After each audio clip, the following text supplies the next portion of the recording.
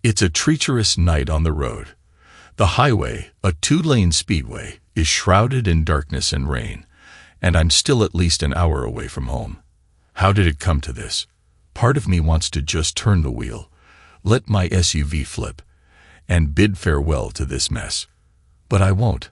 I can't. I have 2 kids I love, and despite everything, I still love my wife. As I inch closer to home, I wonder what awaits me there.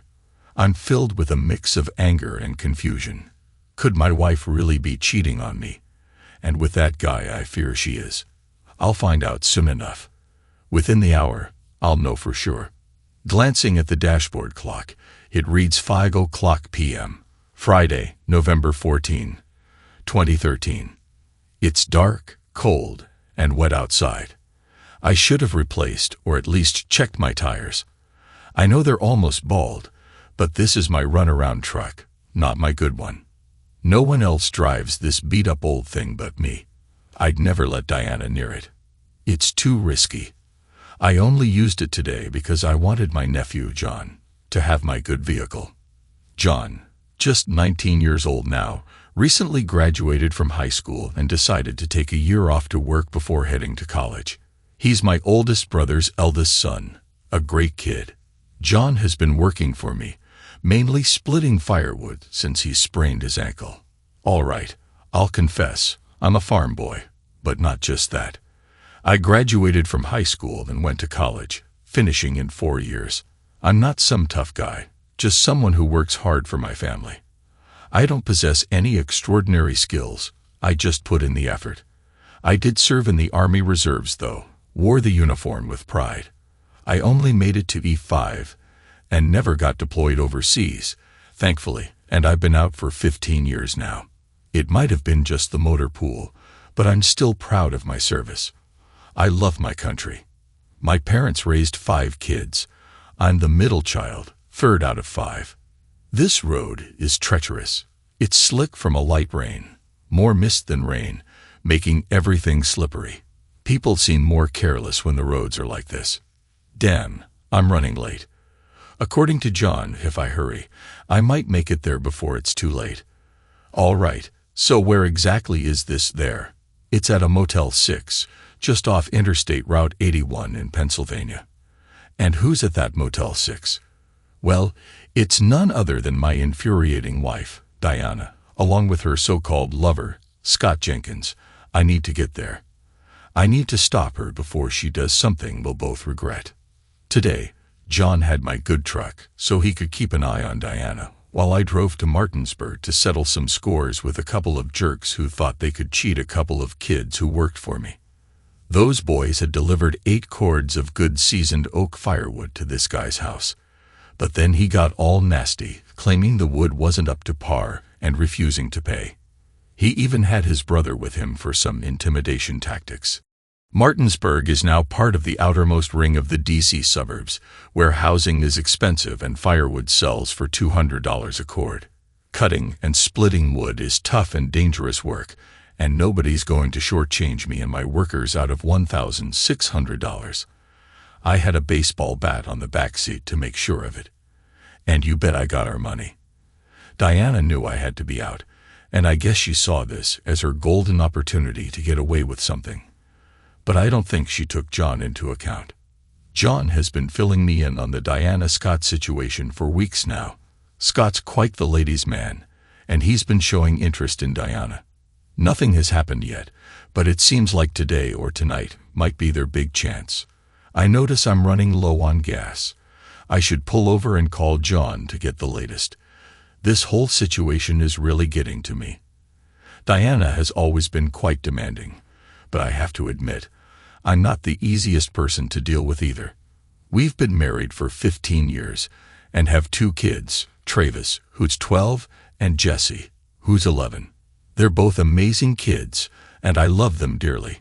I also love their mom. I met Diana through my younger sister, who was friends with her in college. Diana came from a wealthy family, was the prom queen, lead cheerleader, and the most popular girl in high school. And that popularity followed her to college, where guys flocked to her like she was some sort of magnet. How did we meet? My sister dragged me to the Fall Apple Festival outside Gettysburg one September. I think it was 1995. Diana was there, dishing out those tasteless fries they called festival fries. To me, they tasted awful. I was grumbling to my sister about waiting in line for this junk when the girl behind the table whacked me on the head with an umbrella.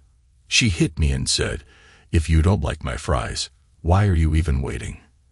I couldn't let her one-up me, so I smirked and said, "Who are you?" "Elephant Girl." I said that because she was taller than me. That's when my sister stepped in. "Diana," she said, "I want you to meet my little brother, Frank." The tall one smirked. "I can see why you call him your little brother. Where do you find him?" "Munchkinland." And that's how it all began. A few minutes later, we were all at a picnic table, exchanging witty remarks. Was I smitten? Absolutely. But I knew I couldn't let her know. She was among the most striking women I had ever met, and she had found me at a vulnerable moment. My college sweetheart had relocated to California in search of her ideal match. Diana found herself in a similar situation on the rebound. Her previous boyfriend had a couple of issues. First, according to Diana, he couldn't remain faithful. And second, he expected her to be intimate with him. When she refused, he left. I learned about Diana's ex on one of our initial dates. It seemed like she was giving me a heads up about a few things. Firstly, she wanted me to understand that if we were dating, it meant exclusivity. And secondly, she wasn't interested in physical intimacy unless we were married. She pretty much indicated she was a virgin. Yeah, right, like I believe that. That kind of innocence is rare nowadays. We dated for a year before I proposed. I was nervous about it, fearing she might be biding her time until someone better came along. I presented her with a ring and asked if she wanted to continue what we had started. She laughed and said nothing had started yet, but she was willing to give it a shot. I stopped at a gas station, grabbed some fuel, a cup of black coffee, and a bag of chips. I'm not supposed to indulge in snacks like chips. They're on Diana's list of forbidden foods. I'm also banned from sodas, white bread, candy, ice cream, chocolate, or any pastries. Diana says my cholesterol is too high. I needed to use the restroom. While I was in there, I couldn't help but wonder why she didn't consider messing with me, and why she chose to involve herself with someone like Scott Jenkins, who's basically worthless. It was eating me up inside. I'm not one of those guys who spends all day on the road. I'm not lazy. I provide for my family. I went to college. I'm not dumb. When I graduated, I knew I wouldn't get far with my dad's farm. I have 2 older brothers.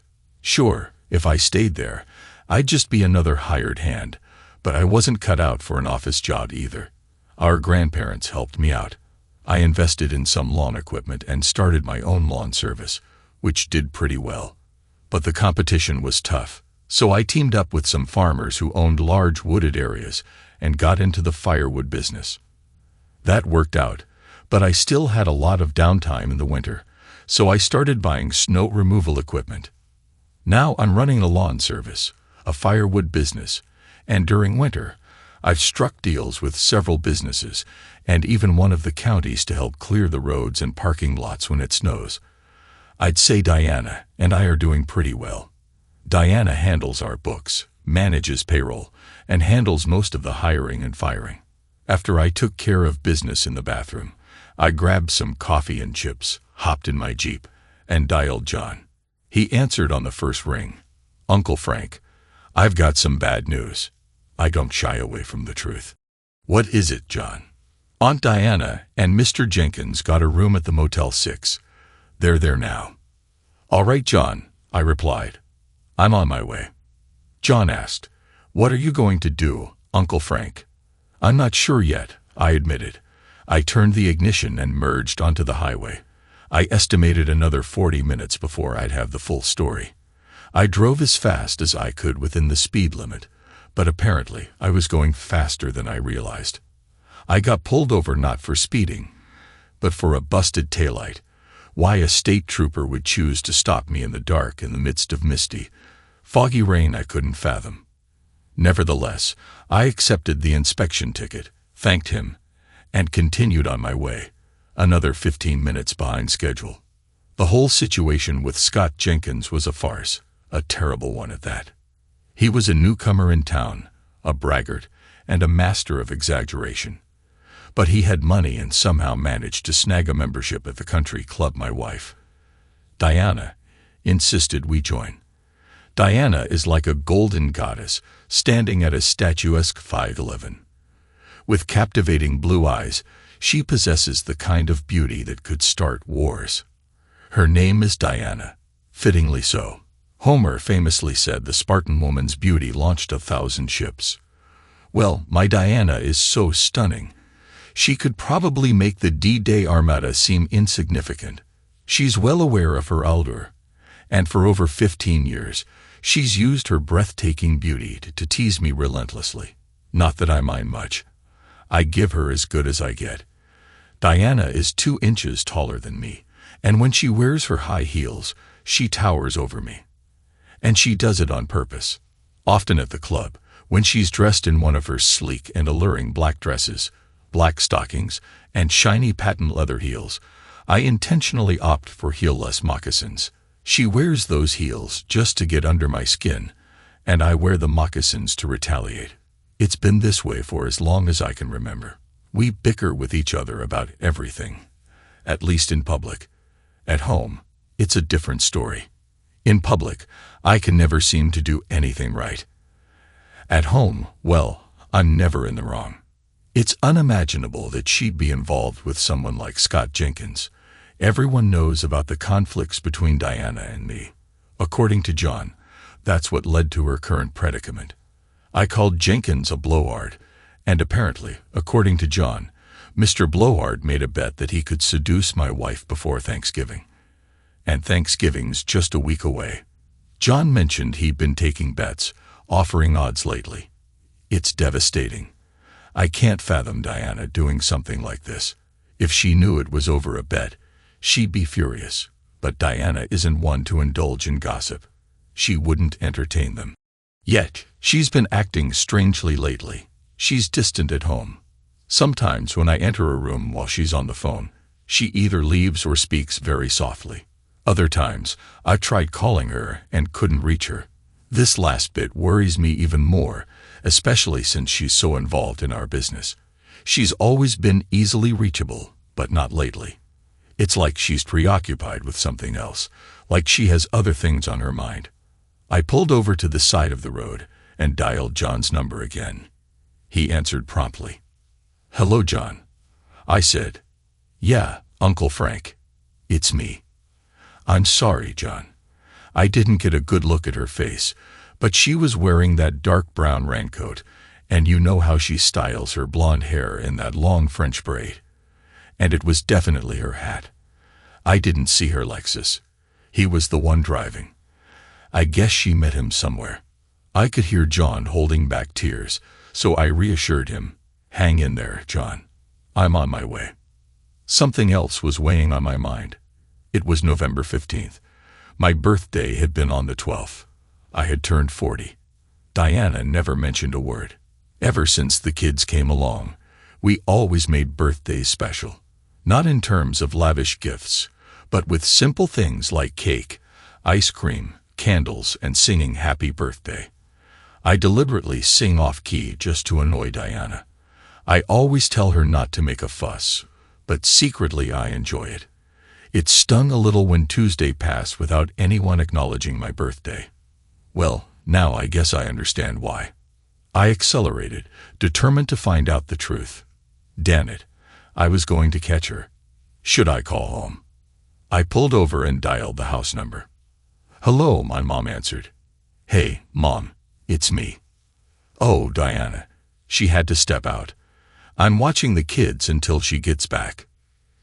"Do you know when she'll be back?" "No, Frank. She didn't say exactly.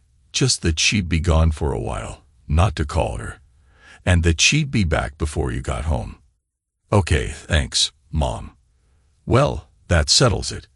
Diana's out with the big shit.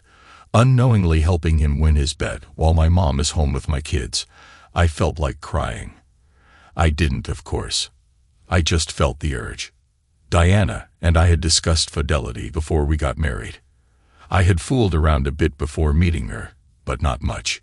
Diana, on the other hand, was every guy's fantasy. I couldn't imagine her having less experience than me. Throughout our dating and year-long engagement, she insisted she was a virgin. I didn't believe her, but I never pushed it. We had the big wedding. We're both Methodists, so choosing a church was easy. We picked hers. My parents didn't mind. They fell in love with her the first time they met her, as did all my siblings. Our wedding drew nearly 300 people. It was a sweltering June day, one of the hottest of the year. For our honeymoon, we went to Niagara Falls. Where else would we go? Throughout our dating years, I felt like I was always under scrutiny. With 4 siblings, numerous nieces, nephews, and cousins, all enamored with Diana, I couldn't even have a private moment without someone informing her about every little detail. As for me keeping an eye on Diana, it never crossed my mind. I figured if she truly loved me, she'd remain faithful. And if she didn't, I didn't want to know. As for her claim of being a virgin, I always thought it was nonsense. I held on to that belief until our wedding night when I discovered she truly was a virgin. I took Diana's virginity. She had never been with another man. Why now? Why, after 17 years of public battles and private adoration, would she betray us and for someone like Scott Jenkins? I had to push these thoughts out of my mind. Dwelling on them would only lead to tears, or so I told myself. Men don't cry, at least not in my family. I recall our wedding night vividly. I remember how petite she looked, how frightened she seemed. It struck me, given the 2 years we'd spent together, hearing her boastfulness, all the stories of her popularity, the countless boys she turned down, and the many hearts she claimed to have broken. I knew I was fortunate. She didn't have to remind me. I remembered when her ex, her last serious boyfriend, resurfaced. It was like something out of a song, like Roy Orbison's Running Scared. I knew she had cared deeply for him, enough to almost give him her most prized possession. For months I had been uneasy, fearing his return. But when he did show up, just like in the song, she chose me. I felt invincible that day, walking on air.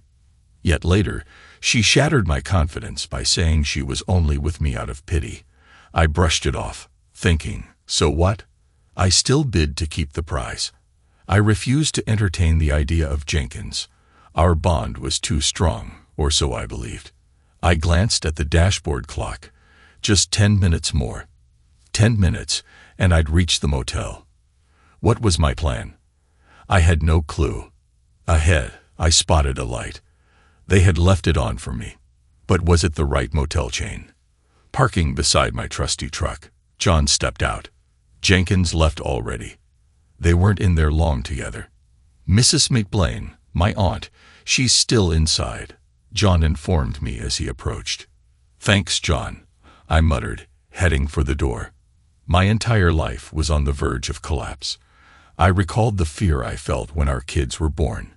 It was Diana who kept me calm. I reminisced about our adventures, trips to Hershey, New York for plays with our kids, Branson, Nashville, our kids' elementary school graduations.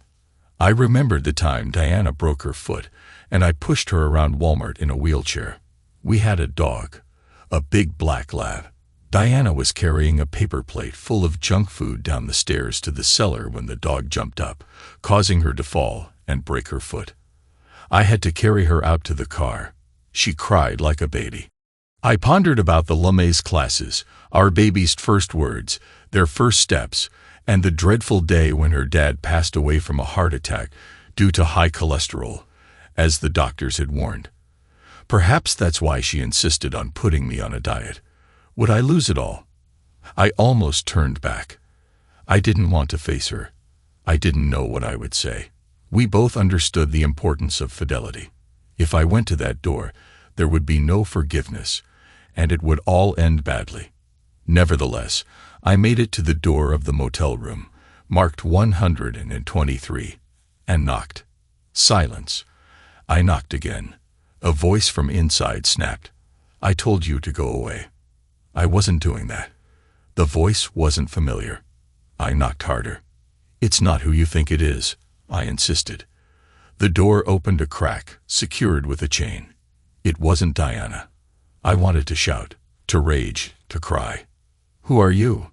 Are you the police? The woman inside demanded. I quickly thought on my feet, reached into my pocket, and pulled out the wad of bills I'd received from the two men who'd attempted to swindle my boys earlier. I handed a 50 through the door. Here, I said, please let me in just for a minute.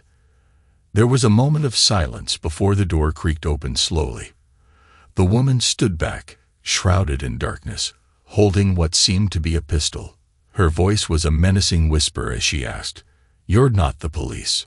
I replied, No, ma'am. She gestured toward the floor with the object in her hand, and I obediently knelt down. Then who are you? She demanded. I kept my hands raised, mimicking the gestures from old cowboy movies. It dawned on me what was going on. I believe I'm the husband of the woman you were impersonating tonight, I said. She kept the object pointed at me, and now I could see it wasn't actually a pistol, though I couldn't identify what it was. What do you know about that? She pressed. I explained. The man you were with earlier made some bets that he could sleep with my wife before Thanksgiving.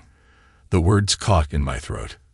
I noticed a blonde wig on the bureau beside the bed, but it seems he must have paid you instead. She grimaced. Yeah, a real creep. Can I get up? I asked. She set down the chicken wing she was holding, and I noticed the KFC box. Yeah, you can get up, but don't try anything. I know karate. I doubted her martial arts skills, but I wasn't concerned. Glancing at the clock on the bureau, I saw it was still pretty early. How much did he pay you? I inquired. I could see the wheels turning in her head. $500, she replied. My guess was he probably paid her a lot less. How would you like to make another $500? I offered. What do I have to do? She asked. It's still early. I bet Jenkins, that's the guy who paid you, is at the country club right now collecting on the bet he thinks he won. I'll pay you another $500 if you come with me now and expose him. She held out her hand. Money. I peeled off the necessary number of Franklins. I was glad I didn't let those two bastards who tried to cheat me pay with a check. I'd made them go with me to their bank and draw out the $1,600 in cash. Now, paying her would wipe out a lot of hard work, but I figured it would be more than worth it. While the escort slipped on her coat, I dialed home once more. My mom picked up. Hello, is Diana back yet? No, she's still out. When will you be home? I need to get back to your father, she replied. I'll be a little while, I responded, sensing her annoyance. But what I had in mind was too important. Once the escort and I were in my old SUV, we headed for the country club.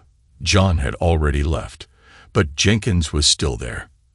As we arrived, I got the escort to dress up like my wife again, and we confidently entered the country club. It was just after dinner, so the place was bustling. They even had a small band playing, ensuring a lively atmosphere for the night. We strolled past the front desk and headed straight to the restaurant and bar area. Scott Jenkins was at the bar with a group of men. Taking my new companion by the arm, I guided her over to the bar. I greeted Ethan Bailey, who was standing next to Jenkins. Hey, Ethan, I said. You've met my wife before. Ethan was taken aback. Jenkins turned around, catching sight of the woman, and went pale. Hey, Scott, hey, guys, I continued. You've all met my wife. You remember her. She's been with Scott here all afternoon. With a swift movement, the woman removed her wig. Ethan, quick on the uptake, glanced at Scott. I think you owe me some money, Scott. Jenkins reached into his pocket, producing a roll of bills. He peeled off a few and handed them to Ethan, but Ethan wasn't finished. Now, how about my winnings? Scott nodded, realizing his oversight, and peeled off several more bills.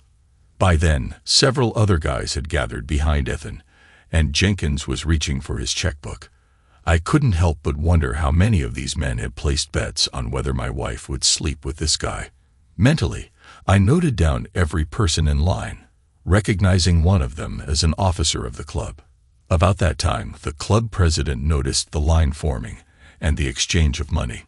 Betting and settling bets were fine, but it was against the club's etiquette to collect or at the bar. It was deemed uncouth. The president approached briskly. "What's happening here?" I turned to face him. "These gentlemen all made wagers with Mr. Jenkins here that he could seduce my wife before Thanksgiving. It appears Scott here failed, so he paid this lady to impersonate my wife. He must have taken pictures as proof." The president nodded thoughtfully. "Is that so?" Jenkins attempted to brush it off. "It was just a joke. Nothing serious." I interjected. It wouldn't have been a joke if I hadn't intervened. My wife would have been embarrassed. Then I addressed the president. "I apologize, Mr. Lewis. I'll withdraw my family's membership in the morning." The president firmly grasped my elbow, his tone resolute. "No, you won't." He directed his gaze at Jenkins. "I want you out of here right now." Then turned to the other club officer involved in the bet. "You too, get out." As I swept over the rest of the men, all 6 of them, "I want to see all of you first thing in the morning. None of you should bother to tee off, and don't think I won't remember who you are. I believe all of you will be seeking a new club and a new course very soon, and if any other clubs in the area inquire why you're no longer with us, I'll make sure they know." I glanced at the men, some of whom I considered friends, good guys. I knew some of their wives were close friends with Diana. It was a shame. A real shame. The president maintained his grip on my elbow. "Mr. McBlain, Frank, please reconsider. We need members like you here." I pondered if he genuinely meant it, or if he was remembering the times I cleared the parking lot during winter without charge. It dawned on me then that we wouldn't leave, not immediately at least. If we did, it might insinuate that my wife was somehow involved, and I wasn't going to let anything or anyone hurt Diana. "This hurts, Mr. Lewis. Diana is my wife. I'll let you know." I acknowledged the men with a nod, then escorted the prostitute out of the club. Once outside, I walked her back to the motel. After expressing my gratitude, I inquired if she had transportation arranged. She assured me she did, so I bid her farewell and headed home. During the drive, I couldn't shake off thoughts of Diana's whereabouts. It wasn't terribly late. Perhaps she was out doing some early Christmas shopping or preparing for Thanksgiving dinner. But beyond that, exhaustion weighed heavily on me. It wasn't just the long drive or the troubles with the potential cheats in Martinsburg. It was the whole ordeal of the country club with Jenkins and my so-called friends who had wagered on my wife's fidelity. As I turned onto my street, all I craved was my TV, my comfy chair, and a bowl of Rocky Fudge ice cream. But damn, I knew Diana wouldn't let me have that ice cream. Approaching my house, I noticed cars strewn all over. Damn, someone must be throwing a party. Our street was usually quiet, filled with ranch-style homes, but it seemed someone was having a grand celebration, even parking on my lawn. It hit me like a ton of bricks. The party was at my house. Did I miss something? If Diana had planned something and I forgot, I was in for a world of trouble. Since my driveway was blocked, I parked on the street and made my way up the walk. God bless America. I knew it. I was in deep trouble. I eased the door open with as little noise as possible, hoping to slip in unnoticed. But as the door swung open, I was met with a dazzling array of lights and a large sign someone had put up. The room was packed with people, and suddenly, a chorus of voices erupted, shouting, "Surprise! Happy birthday!" Amidst the cacophony, Diana hurried over to me. She was dressed in a pale blue button-up blouse and a dark blue miniskirt, both accentuating her figure in a way that made it clear why anyone would be attracted to her. "Where were you?" she asked anxiously. "We've been worried." My kids were having fun. My nephew John, grinning like a lying turd, threw a trash ball at me. Diana took my hand and pressed her breasts against me. I murmured softly. I had to make a quick stop at the club. She leaned down, towering over me, and planted a sloppy, affectionate kiss on my cheek, the kind I secretly adored. "This wasn't about any bets at the country club, was it?" she whispered. My cheeks flushed. She knew. She had known all along. As she spun around, her long blonde French braid swiped across my face.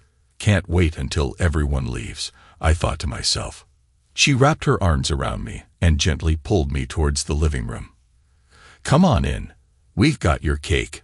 Ice cream presents your favorite potato chips with dip and more," she announced to the gathered crowd. "Look, everyone. Frank's home. My husband, my big handsome hero." And indeed I was. And there it was, a story of love, a true hallmark moment. Thanks to everyone who took the time to listen to today's stories.